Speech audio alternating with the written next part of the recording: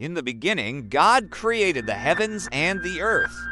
Before time, before thought, before breath, there was Him. He spoke, and the universe trembled with life. The earth was formless, empty, shrouded in deep darkness. But the Spirit of God moved, hovering over the waters, patient, powerful, present. Then came the Word, and God said, "Let there be light," and there was light. Darkness had no argument. Light came because He said so. He saw the light, that it was good, and He separated it from the darkness.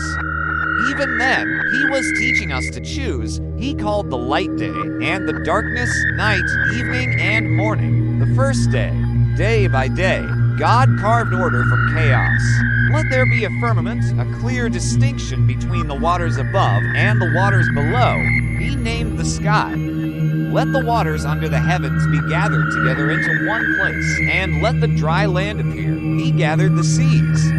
Let the earth bring forth grass, plants, trees, and they obeyed, each with seed inside itself, destined to multiply.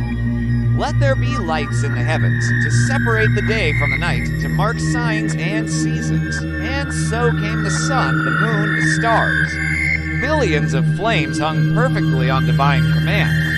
Let the waters bring forth life, creatures that move and have life according to their kinds, and let birds fly across the sky.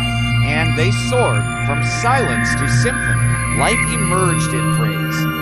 Let the earth bring forth living creatures according to their kinds, livestock, creeping things, and wild animals. And they came, roaring, crawling, marching, by His word. Then God said, "Let us make man in our image, after our likeness, male and female. Let them be made, not with a word, but with His hands. From dust He formed him. He breathed, and man became a living soul. Male and female He created them, and He blessed them. Multiply, fill the earth, rule over it." He gave them Eden. He gave them purpose. He gave them Himself.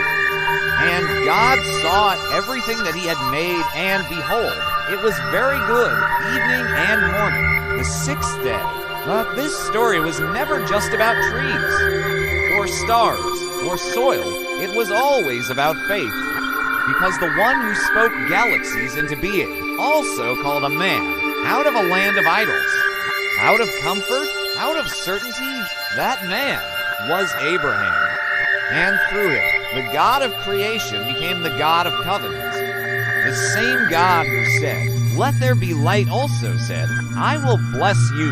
From the very beginning, God was preparing a legacy, not just of land, but of faith.